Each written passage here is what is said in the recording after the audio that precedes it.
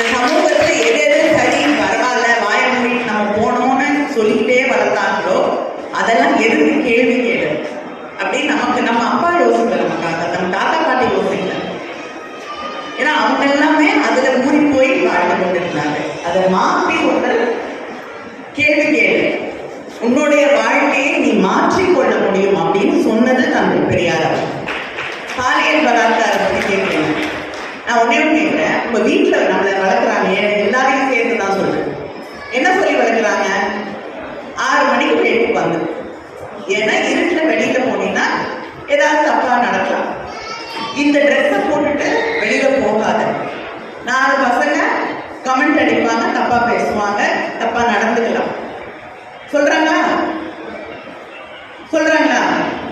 அதனால ஒரு பெண் தன்னை பாதுகாத்துக் கொள்ள வேண்டும் அப்படிங்கறது திரும்ப திரும்ப திரும்ப சொல்லி வளர்க்கிறோம்.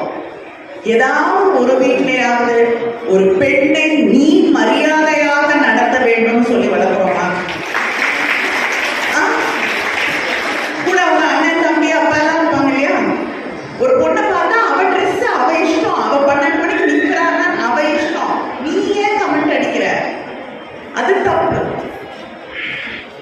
ஒரு பெண் அங்க நிற்கிறான்னா நீ போய் அவளை தொடர்ந்து தப்பு.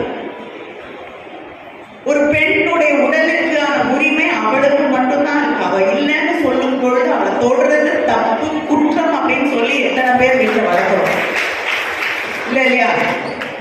அதை பண்ணும் பொழுதுதான் இந்த சமூகம் மாறும். பலாத்காரங்கள் நடக்கும் போது நிச்சயமா அரசு அதை தடுக்கிறதுக்கு எல்லா நடவடிக்கையும் எடுக்க வேண்டும். அப்படி நடந்து விட்டால் குற்றவாளியை கைது செய்ய வேண்டும், சட்டம் வந்து தன்னுடைய கடமை செய்ய வேண்டும். யாரும் வரல.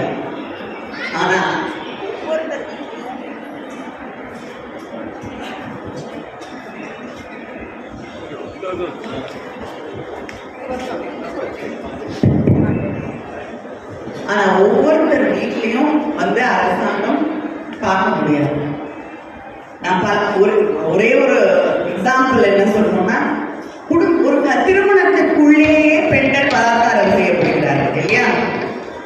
அதுக்கு ஒரு சட்டம் கொண்டு வாங்கன்னா ஒன்றியத்தில் இருக்க அரசாங்கம் அது தவறான ஒரு சட்டமாக முன்னுதாரணமாக மாறிடும் அப்படின்னு சொல்லி அதை கூட செய்ய மறுக்கக்கூடிய சமூகத்துல தான் நம்ம வாழ்ந்துட்டு இருக்கோம். அதனால சமூகம் மாறும் வரை இது தொடர்ந்து நடந்து கொண்டுதான் இருக்கும். நம்மளை எப்படி பாதுகாப்போடு இருக்க சொல்லி தராங்களோ அதே நேரத்துல ஆண்களை பெண்களை தவறாக பார்ப்பது, ஒரு பொருளாக பார்ப்பது